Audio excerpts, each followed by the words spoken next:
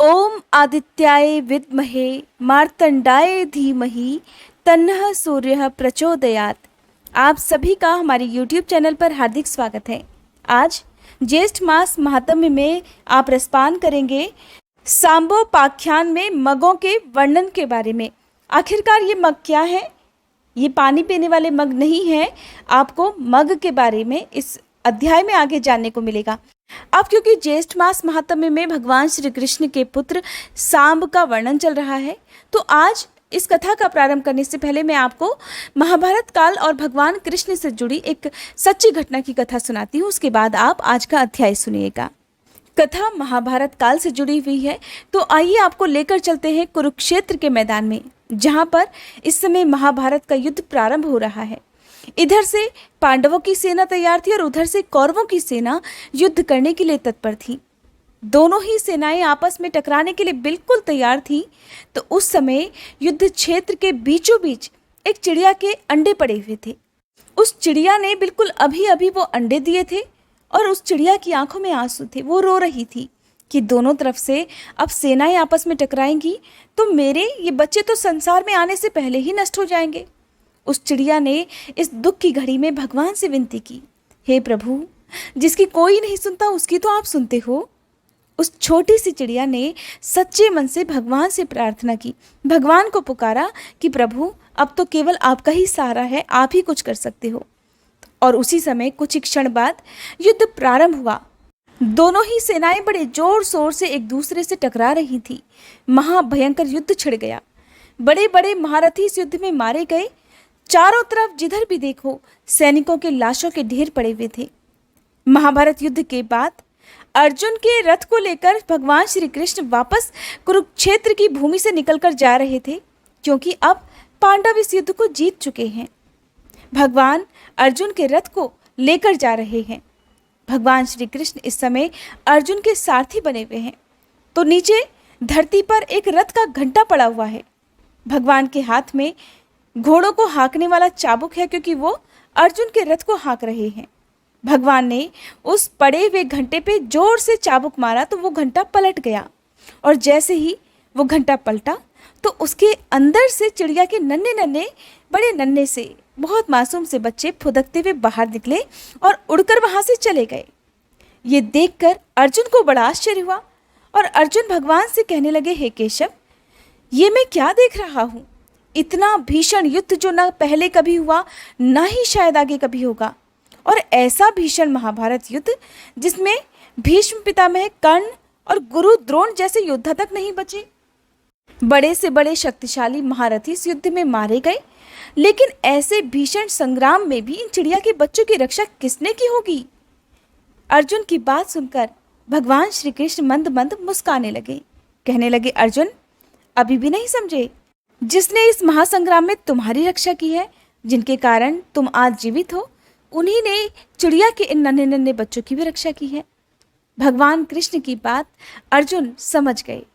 तो ये है कथा का सार कि भगवान कृष्ण को या अपने आराध्य देवी देवता को जब भी आप किसी भी मुश्किल वक्त में सच्चे मन से पुकारते हैं, तो भगवान आपकी रक्षा करने के लिए, आपकी सहायता करने के लिए ज़रूर आते हैं। बस आप उन्हें सच्चे मन से पुकार कर तो देखिए। तो आइए चलिए रसपान करते हैं आज के अध्याय का। और आज का ये प्रसंग अगर आपको पसंद आया होगा तो आप बिना कहे ही वीडियो को लाइक कर देंगे, और नहीं पसंद आया होगा तो कोई बात नहीं। तो सांब कहने लगे, हे देवर्षि, आपकी कृपा से मुझे सूर्य भगवान का प्रत्यक्ष दर्शन प्राप्त हुआ, उत्तम रूप भी प्राप्त हुआ, किंतु मेरा मन चिंता से अभी भी आकुल है। इस मूर्ति का पूजन और रक्षण कौन करेगा? मेरे मन में इस बारे में बड़ी चिंता है।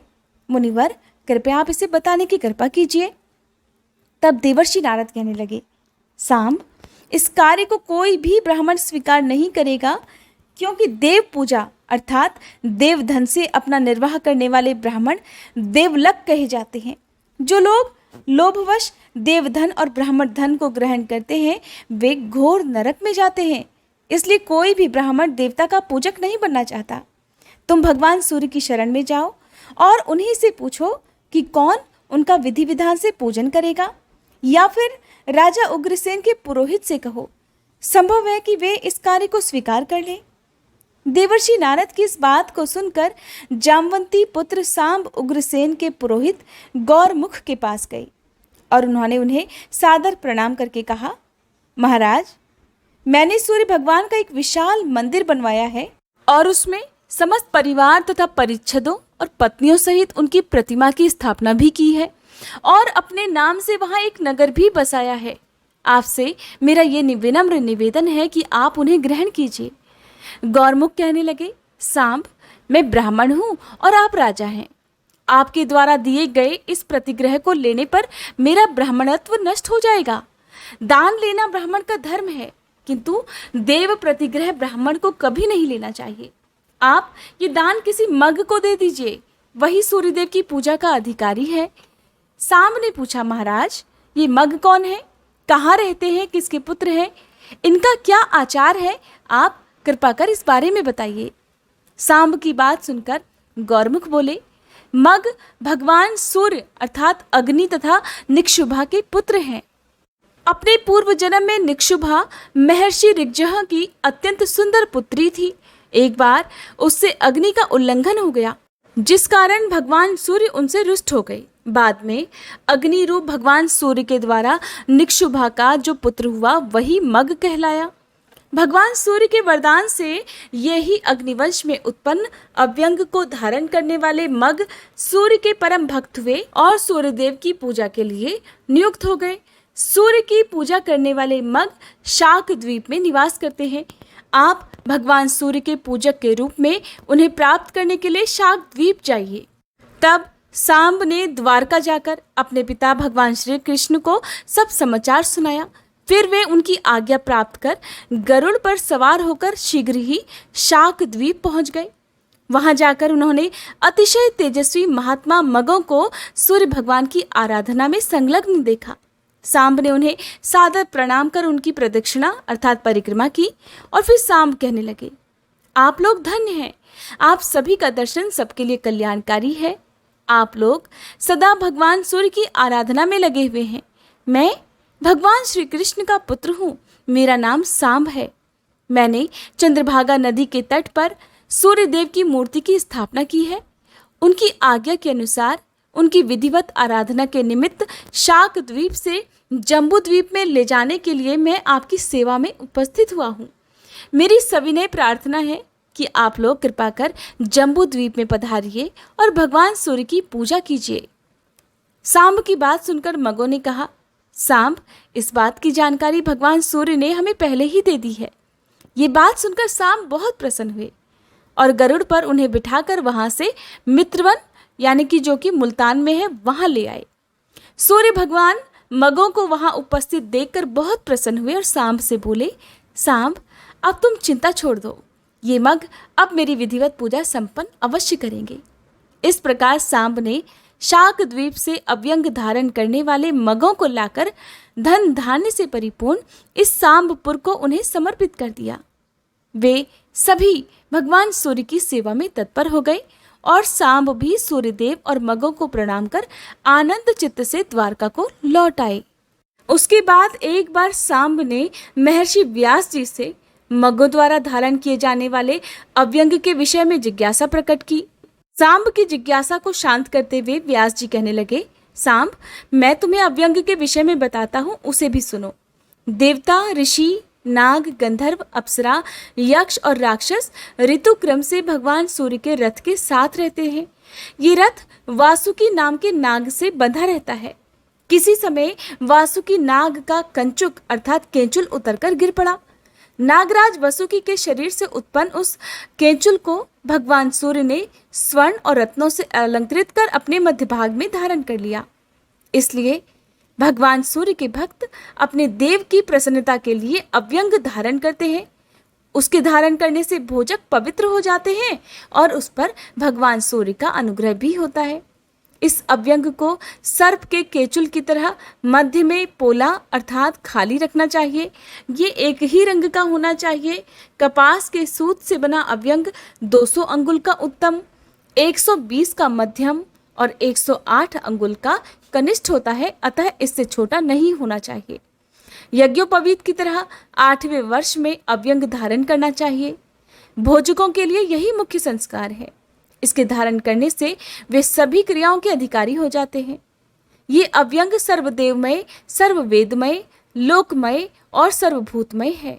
इसके मूल में विष्णु, मध्य में ब्रह्मा और अंत में शशांक मौली भगवान शिव निवास करते हैं। इसी तरह ऋग्वेद, यजुर्वेद और सामवेद क्रमशः मूल, मध्य और अग्रभाग में रहते हैं। अथर्ववेद ग्रंथि में स्थित रहता है।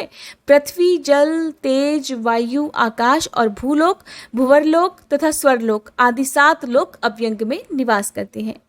सूर्य भक्त भोजक को सभी समय अव्यंग धारण कर भगवान सूर्य की उपासना करनी चाहिए। सुमंतु मुनि बोले, राजन, इस प्रकार व्यास जी के द्वारा अव्यंग के विषय में जानकारी प्राप्त कर सांब नारद जी के पास वापस लौट आए और उन्होंने उनसे सब वृतांत बताकर पूछा, हे देवर्षि, भोजकों को भगवान सूर्य को स्नान, अर्घ, आचमन, धूप आदि किस प्रकार समर्पित करना चाहिए, इनका भी आप कृपा कर वर्णन कीजिए। तो देवर्षि नारद बोले, सांब, संक्षेप में मैं वह विधि बता रहा हूँ, सावधान होकर सुनो। सबसे पहले शौच आदि से निवृत्त होकर आचमन पूर्वक नदी में, जलाशय आदि में स्नान करना चाहिए। फिर स्वर्ण दान कर 3 बार आचमन करें। शुद्ध वस्त्र पहनकर, पवित्री धारण कर, पूर्वाभिमुख या उत्तराभिमुख होकर आचमन करना चाहिए। फिर 2 बार मार्जन और 3 बार अभ्युक्षण करें। आचमन के बिना की गई क्रिया निष्फल होती है और इसके बिना पुरुष शुद्ध भी नहीं होता। वेद में कहा गया है कि देवता पवित्रता को ही चाहते हैं। आचमन करने के बाद मौन होकर देवालय में जाना चाहिए।